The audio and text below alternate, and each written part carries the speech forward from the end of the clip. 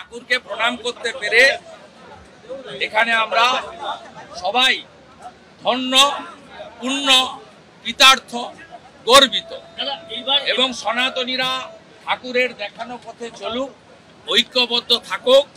লাভ জিহাদ, ভোট জিহাদ, ধর্ম পরিবর্তন এবং যত রকমের রেল জিহাদ সহ সব জিহাদিদের হাত থেকে ঠাকুর আমাদের পরিত্রাণ দিন।